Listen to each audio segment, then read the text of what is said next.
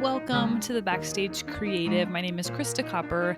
On this podcast, I interview people who work behind the scenes of theater to create the magic and wonder and excitement of live production. If you are like me, and I'm assuming you are because you're listening to this, you love theater.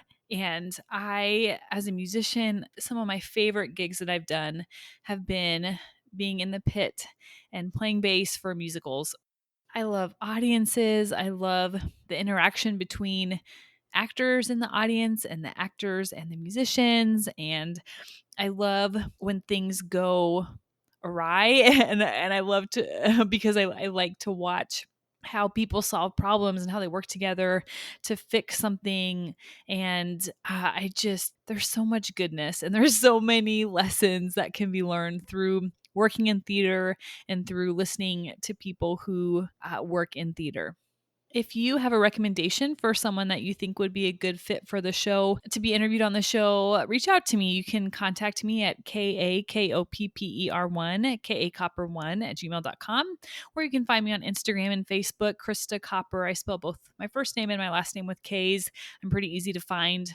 Reach out to me, send me an email, send me a Facebook message. I would love to hear from you. I'm always looking for guests, and I'm running a little bit low on guests at the moment, so I would greatly appreciate some recommendations of people to interview. Today is my conversation with Miguel Flores. Miguel is a Boston area based production manager. We talked several weeks ago, and it was such a good conversation, and I couldn't be more excited and more glad that I get to share this conversation. That's one of the things that I just love so much about doing a podcast. I get to share these conversations. I would love to think that I would be having these conversations if I didn't have a podcast, but honestly, I probably wouldn't. I wouldn't be talking to this many people about theater and art if I didn't have the podcast as an excuse to reach out to them.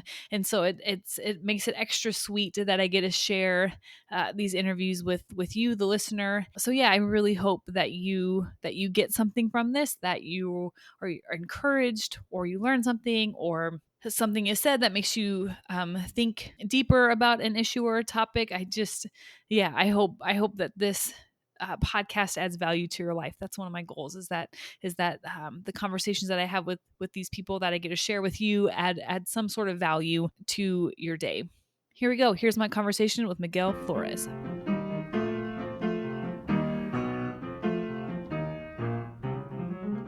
So what have you been up to lately? Lately, I've started a new position as a production manager at Rebels Inc. in Cambridge, Massachusetts, and so learning the new job and trying to figure out all the intricacies that come from it. Do you guys have a lot of shows coming up? Yeah, we actually have a show coming up in September, on September 25th. We do an outdoor performance called River Sing, which is on the banks of the Charles River, and just celebration of life. And we're trying to get a lot more diversity, and so that's one of the things that we're working on. And we have a lineup that's going to be fantastic. And but learning all those intricacies and learning a new position, it's all mingled up together. It's been very interesting. Yeah, so I'm a musician, so I don't know too much about like the production managerial side of things. Yeah. But is it pretty common for theaters to hire like an in-house production manager, or do a lot of you like freelance? What does that kind of look like? It depends on the theater. The larger theaters do tend to have a production manager on staff to help with all the logistics and all of the, sometimes contracting, sometimes not contracting, just, making sure that everything gets done properly and all the personnel are lined up and ready to go for the day of and have all the information. So the production manager tends to be that hub of communication and making sure that everything gets done on time and hopefully within budget. But sometimes, things happen. Yeah. Nice. I would love to hear how you got into production management, where you're from, if you went to school for anything, and how you got to Massachusetts working as a production manager. Absolutely. I actually went to school for music education. and I was Nice. actually a high school music teacher for 2 years. And then I realized I didn't really like the other teachers. I was at a high school where there was a lot of cliques, especially within departments, and there was a program called Avid. And the school was trying to get nationally recognized for Avid, and so they would tell students, um, you don't want to be in band for 4 years. You don't want to be in the arts for 4 years. That's not going to get you to college. Ugh. That's not the way. That's not what colleges want to see. They want to see this class that is about learning how to learn and these study skills. That's what they want you to have. And so I started losing kids to that, and I felt like I wasn't being supported. And so I'm like, I can't. I'm done. In college, while I was getting my music education degree, I I've always been in the theater and music my entire life. And in high school, I did a couple of plays, but I was also in the orchestra and in the choir and band. And in college, I wanted to continue that a little bit when I was because I was still being a music major, but I wanted to continue at least some of the theater stuff. And I did one small show in college, and I realized I don't want to be in front of the stage anymore. I wanted, there was these cool things that were happening backstage, and so I said, "Hey, I want to know more about it." And the director at the time pointed me to the stage management team, and so I took a stage management class, and also directed and also stage managed for our playwright professor, one of his children's plays. I apparently did a really good job, and they didn't let me not stage manage after that. So I'd have at least one show per semester, sometimes multiple, depending on the show, and that just engaged my mind logistically, and I started connecting a lot of like the music side equivalents to the theater side equivalent. And as I was going to be a music director, for high school, there's a lot of those personalities that you have to manage, because the flutes are a certain way, the drummers are a certain way, and that kind of stuff, and Uh-huh. how to talk to them, and how to manage them, and how to make sure that everyone's working together. All of those skills transferred naturally to theater, because actors act a certain way and technicians act a certain way, depending on which type of technicians act a certain way. So it's those skills kind of transferred pretty well. Even planning for concerts, it's just the same thing as planning for a performance. Making sure that that these people, this section knows what they're doing. Just same thing as this department makes sure that they're doing, and they put their part so that you can put everything together. So after I left teaching, I went back to stage managing in the LA area. But one of the things, because I had a music degree, one of the things that I really started doing is stage managing operas, and I really, really enjoyed it. And that got my career back on as a stage manager. I started working with Long Beach Opera for a while because I was born and raised in Los Angeles. I worked for them for a couple of years. Then I stopped a little bit because I was actually teaching. But then I went back to LA Theater, and started putting out my resumes out nationally. And I got a gig at at Indiana University, and started being an assistant stage manager for their operas. And I did two of them, and then I also got another job at Opera Memphis, and I did a couple of shows there. The biggest thing that I did while I was in college is I got to stage manage. I got to be the production stage manager for the 25th anniversary of Zoot Suit with El Teatro Campesino, which was uh, daunting to say the least. And I never thought that I was going to get that. I was 22. Like, there's way more people experienced out there, and you know, it was my fault for thinking I wouldn't get it, because I did get it, and I had a wonderful time, and I learned a lot from that. The production manager on that was then later on the production manager at Stages St. Louis in St. Louis. And I saw that they were looking for stage managers, so I applied. I got in. I was scheduled to do two shows and then go do some more operas. When I got there, I did their first show, and then the assistant production manager left. And so I said, hey, this is the time. Maybe this is the time for me to step up and go on to the next level. And I was lucky enough that I actually did I got the position. And so I started being an assistant production manager for there. And I stayed there for about 5 seasons. And then the 2016 election happened, and Missouri went redder than it already was. And I felt, first of all, being from the coast, being from Los Angeles, I did not like being in a landlocked state. It was really weird not having a body of water somewhere where I can go to and just relax. So I started looking for jobs elsewhere, and I got a job at North Shore Music Theater, which is here in Beverly, Massachusetts. And I was there for about a year and a half, doing things that being the production manager and making sure that the shows all got aligned, making sure we had enough personnel to make sure things were happening. And then after that, I got a great opportunity to work as a production coordinator for the Department of Music and Theater Arts at MIT, which was fascinating because I didn't realize that MIT had a Department of Theater and Music Arts. I didn't know that either. Yeah. And but it was fantastic. I had a great time. I got to meet a lot of people and I got to work a lot of things. Technology was, the technology that we were working with was fantastic. I will say though, working at MIT, technology that already exists people seem to be adverse to it because they kind of want to create their own. So it was really fascinating to see how people just didn't understand some of the technology that was already out there. So trying to bring that in together and making sure things were happening. We did some wonderful productions, and I that happened, and then of course COVID hit. COVID budget cuts happened, and so because my position was not a permanent position, I was one of the first to be let go. And so now I'm working here at Revels, and I'm having a great time. You worked all over the country. I I love that. have, and I can definitely tell you, being from Los Angeles, I'm the second of six from Mexican American family. My parents immigrated here, and so I'm the first I consider myself first generation. Being Mexican American, family is a lot, and family is a big thing, and so leaving family behind is just so weird. Being, I'm the only one out here. I don't have any family out here. Everyone's back in California and Los Angeles. I get to visit whenever I can, but it's one of those things that you you take for granted. Being able to see family all the time. Yeah, yeah. I worked in a lot of different places over the country too, and I finally have settled closer to family because I just kind of got tired of missing Yeah, being the only one who's missing everything. yeah. What instrument did you play, or do you still play? I went with bassoon.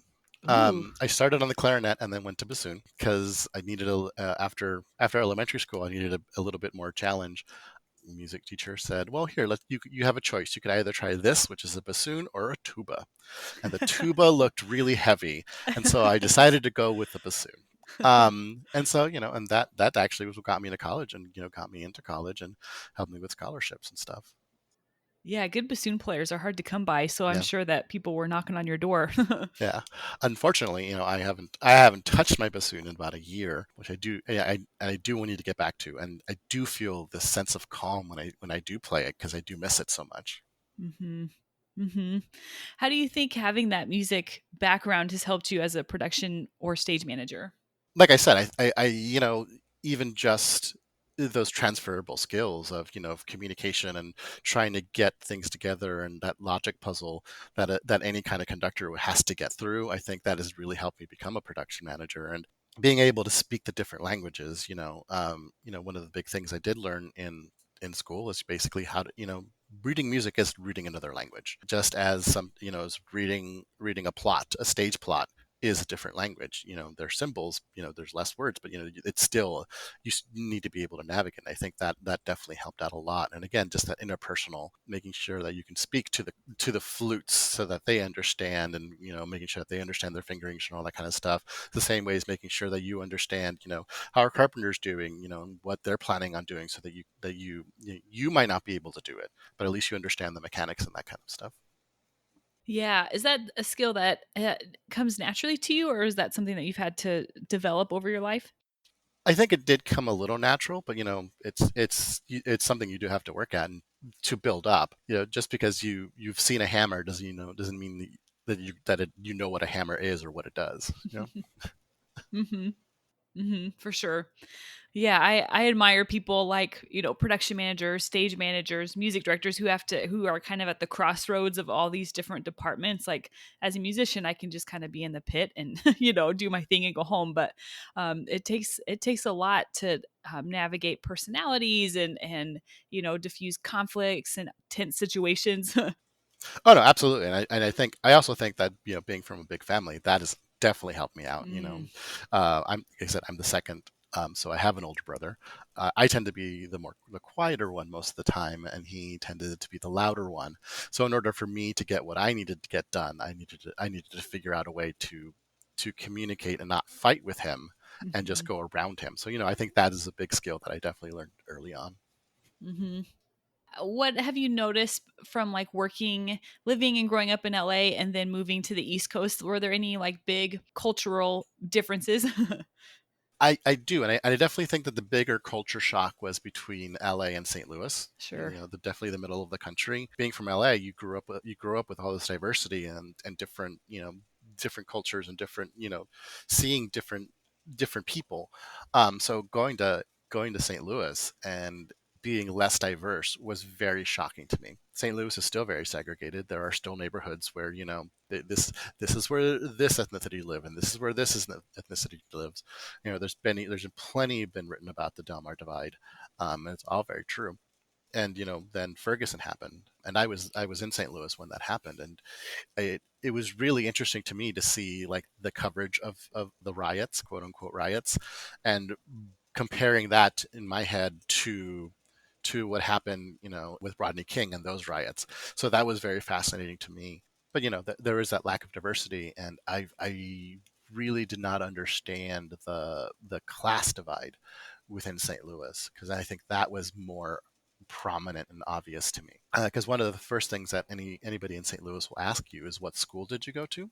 And they're not asking about university, they're literally asking about your high school, because where you went to high school will tell people where you are in the social economic class, who you know, who your parents know, whether you're in the club or not.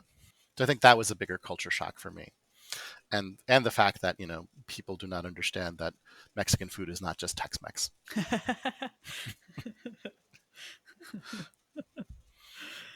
Yeah, big cities. I You look at, like, Chicago. I mean, I'm in Kansas City, and there's just so many, like, so much segregation and just these seedy pasts and, kind of seedy Yeah, underbellies to why the city is divided the way it is. And it's heartbreaking, like the foundations of these major cities. yeah. No, So you mentioned, like, being a stage manager. Why do you think that you're more of a production manager now instead of a stage manager? Did that happen organically? Does that something that was like you really wanted to be production over stage?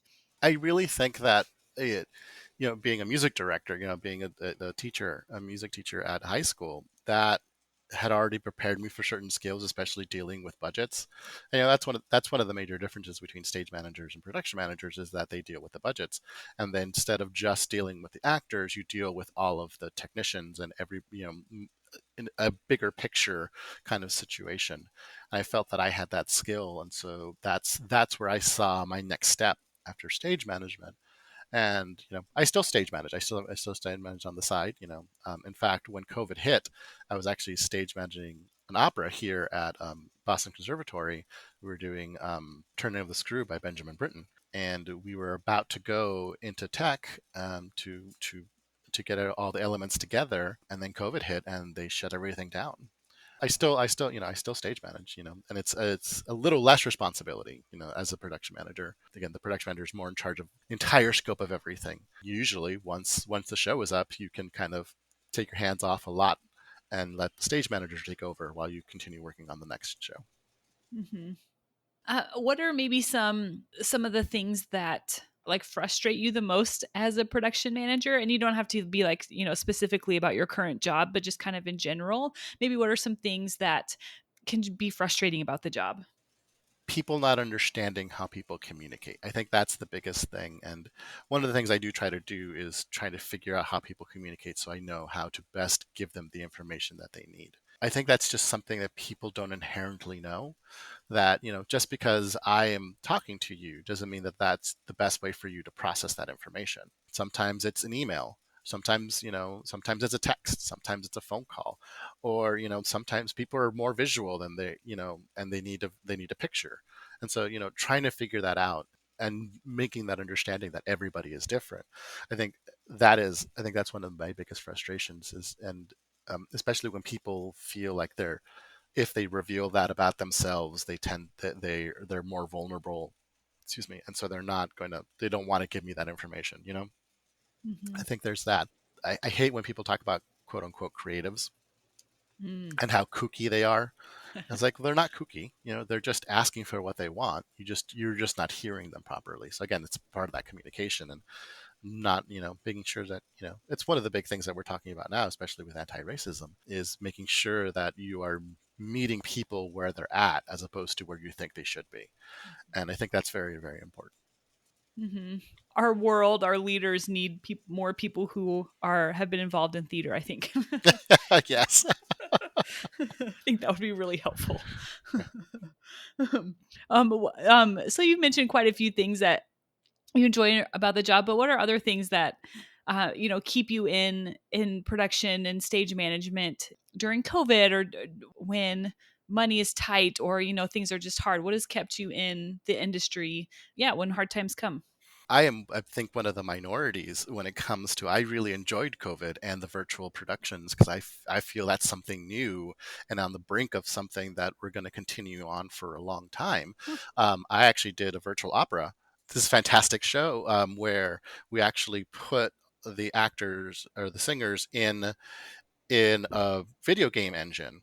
We had the video signal going through one pipeline, and then we had the audio going through another pipeline, where the audio was sent to one person. They synced everything up so that everything was lined up, and then we were trying to figure out how to get the sound and video to line up together at the other end, so that the audience would see everything lined up together, but the singers wouldn't, or everybody else wouldn't. Does that make sense? Yes. We had three performances, and the third one was near perfect, and it was fantastic.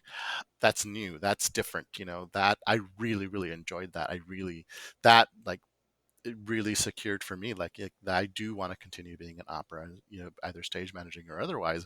And I do, that really excited me, working with this new technology and this new frontiers of things that might be, that are going to get done moving forward. So I think that's what really keeps me still in theater. Yeah, those moments where just everything is clicks and there's magic in the air. Yeah, those that's what keeps me in it too.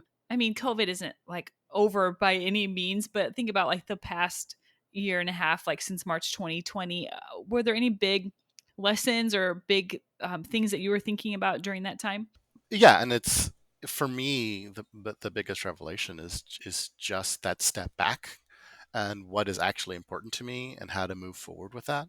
Since COVID, I and because of Zoom, I've been able to connect with people all over the country, through Year of the Stage Manager, through or the Production Managers Forum, and just having these Zoom conversations that we had, and just talking about the actual issues of what's happening, especially after George Floyd, where we are as an industry with that. There was this big document that came out last year called "We See You White America," "We See You White American Theater," which is basically, had these demands saying, this is, in order for us to be safer for everybody, these are the things that need to happen. People took that seriously and some people didn't, and I was one of the people that took it seriously. And so I'm trying, over the last year and a half, trying to figure out how my practice of being in the theater, how can we make that better? How can we make sure that it's more equitable? How can we make sure that everybody's being heard and everybody feels safe and everybody feels comfortable? And I think that's the biggest thing for me out of COVID. Yeah, and as a production manager, you can have a lot of influence over that. I like that. Do you ever feel like you've been discriminated against? Yes. In fact, I've left jobs because of it. One of the reasons I left St. Louis, like I said, is, it turned red, but, I left that job because there was a point where I realized, when they're thinking about people, they weren't thinking about me. They were thinking about other people. And that was a big revelation to me. And even same thing here. One of the reasons I left one of the jobs here in the Boston area is because I realized that I could no longer affect change because the people were not taking me seriously anymore. So I decided that it was time to move on, and so I did. Yeah, sometimes it can be so subtle too. Of like, sometimes it takes a while to kind of realize the climate of where you're working. Oh, absolutely. And I don't want to get into too many details, but yeah, it Mhm. was definitely. I had a conversation with somebody, and they pointed out to me, it's like, you know what, that's not right. The reason they're doing that is because you're not white. And then that kind of clicked for me. Mhm. What is the Boston? I don't know if I've interviewed. I mean, I've interviewed people who have worked in Boston, but I don't know if like I've interviewed anyone who lives there. I could be wrong about that. But what is the Boston theater scene like? There's a lot of it, actually. And it always amazes me how much opera actually gets done in Boston, and that nobody knows about it. And that is tragic to me. Everybody knows about Boston Lyric Opera, but they don't know about like Midsummer Opera, or the Boston Opera Collective, or Opera del West, or Promenade Opera. There's also an opera that's dedicated to like early Baroque period. There's so much opera that happens, and I always find that nobody knows about it, and that weirds me out a little bit. There is a lot of theater that happens, not just the tours that come by, but we have ART here, which does a lot of with Diane Paulus and at Harvard, that does a lot of work, and a lot of that stuff gets transferred to Broadway, like Finding Neverland, Jagged Little Pill. There's that. We have the Huntington Theater Company here, which does some fantastic work. There's a lot of theater, and there's a lot of smaller theater that also happens in the greater Boston area, and I hope it continues to thrive. Do you have any favorite operas? I love new operas and weird operas. So those are the things that I really, really love to work on. But there was an opera, I think in 2003, that was commissioned, that is called Aina Madar, which is by Osvaldo Guliov. And it's about my favorite playwright, actually, Federico Garcia Lorca. And so that's one of my all-time favorites. Besides that and a more traditional, I'm really, really big fan of Turandot. I think it's an amazing, amazing story and amazing music. Mm-hmm. Mm-hmm. Yeah, that's a good one. New operas. I wish new operas had a better chance. Like, I think of all the new art, think of like new music, new theater. I think new operas have the most obstacles to overcome. Oh no, absolutely. And again, Mhm. and because and again, I do like the weirder ones, but it's a lot of people do consider them kooky, or too esoteric, and so they don't want to really try something new. But there's been some fantastic new operas out there. There have been some commercially successful new operas out there. Jake Hagee has been doing some amazing operas, including Moby Dick, which has been traveling around across the country and did a lot of co-productions. They did Three Decembers, which is fantastic, and different subject matter than people normally do. So he did an opera about From Dead Man Walking, and that's been very successful. And he does a lot of the smaller one chamber operas, so that actually can be done more commercially successfully. That seems to be the key right now. If you do more chamber operas, that tends to be more successful. I've seen Glory Denied a couple of times. That's been fantastic, and that's a newer opera. The other big one that I've noticed lately, and it's doing the rounds, is a opera called Fellow Traveler, which is fantastic as well. Mhm. Yeah, hopefully opera audiences will become a little more open as the years go on. I hope so too, because some of this music is gorgeous, and some of these stories are wonderful and need to be told. Hmm. Yeah. Yep, I agree. So, do you have any, and this could be, the answer to this could be no, but do you have any like personal care that you do, like any exercise routines or eating, or like how do you just take care of yourself living in what can be kind of a very cold climate and doing what can be a stressful job? Well, first of all, I'm still not a fan of snow. I don't think I will ever get used to snow, especially being from California. And the other part, of course, is humidity. I just can't stand humidity. Anything above 10% humidity, like my body like just does not like it at all. And I think it's just living from being from California, and just how my blood acclimated. It just doesn't want to change. One of the big things, especially with this move into this new position, I've been doing better at protecting myself, of trying to stay within that 40-hour time period for the week. And so far I've been succeeding.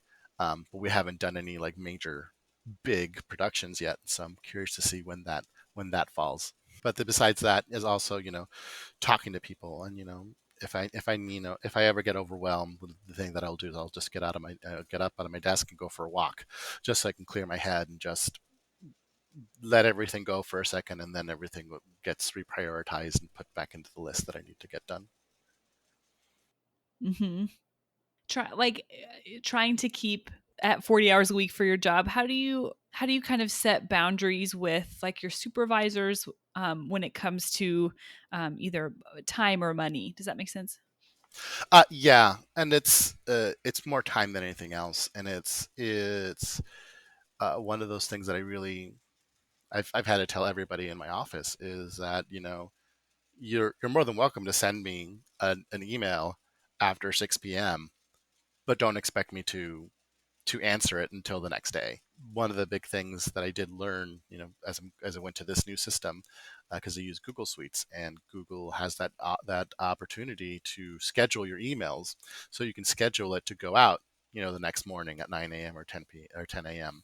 So I'm using that a lot more. But it's just setting those boundaries, and what I've noticed a lot with people and myself specifically is verbalizing those limits and those boundaries so that you don't get burned out. And that's step number one. And most people don't even do that. And so especially with this job, I've been doing a lot better of saying, you know what, I'm going to stick with this time schedule. Like I will be, I'm coming in at 10 and I'm leaving at 6. So that's the best time for if you need if you need an answer, that's the best time to get to me. Otherwise, send me an email and I'll get to it. As if I see it's an emergency, I'll call. But I get to decide what's an emergency, not anybody else. Do you feel like people have respected that? So far. And again, I'm waiting to see when we actually get into the thick of a large production to see what happens. But so far, they've been very responsive to that, and other people have started to also speak up, saying that you know what, if it's at that time, I'm not going to respond. So it seems to be a trend that is growing. That's great to hear. I think that can be such a hard, like, theater can just so quickly get so consuming, and I think as artists we have to be intentional about setting those boundaries, or they're not going to happen. It's not just going to naturally. Oh, I only worked 40 hours a week. Yeah, yeah, but it's also one of those things that you have to deprogram everything you've been taught, especially after this year and a half. One of the most dangerous sayings in theater is "the show must go on," and that causes so many people too much stress, and that puts people mental health and physical health in danger a lot. And so trying to undo that and trying to get that out of my system has been very, very difficult. And I feel like I'm succeeding, but again, once we get into the thick of things, we'll see if it actually sticks. Hmm. Hmm. Do you have any advice for young people who are interested in being production managers? Learn how to do a spreadsheet and what a spreadsheet can do for you. Yeah, one of the biggest things that I had to learn when I made the leap from stage manager to production manager is budgets, and that's the biggest thing. And just realizing that different organizations have different expectations of what you need to budget and how you need to keep track of that. And I think that was a very important lesson for me. But besides that, is just be yourself. Being yourself is going to get you a lot further than trying to emulate other people.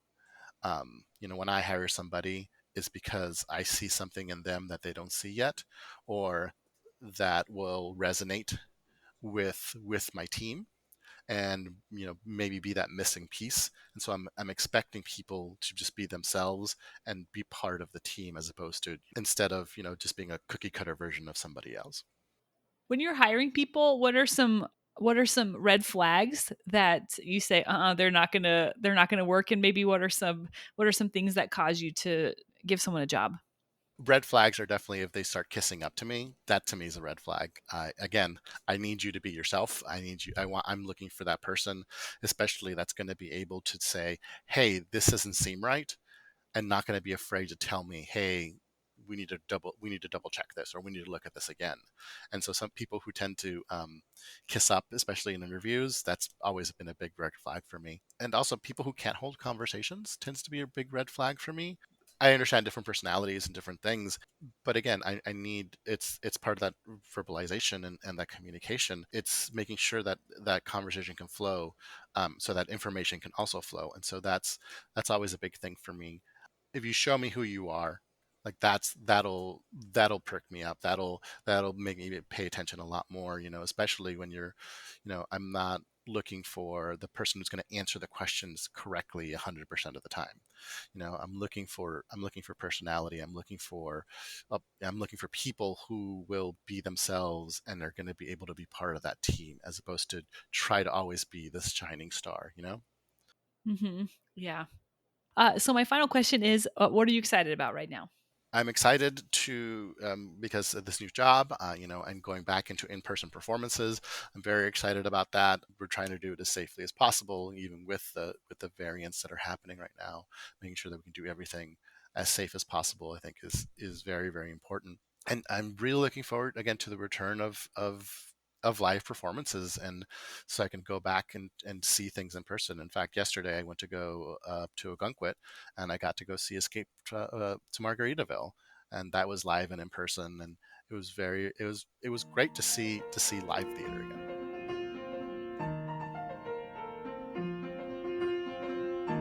The music for the backstage creative was improvised and performed by Ian Leroy, and the logo was designed by Carly Wagner.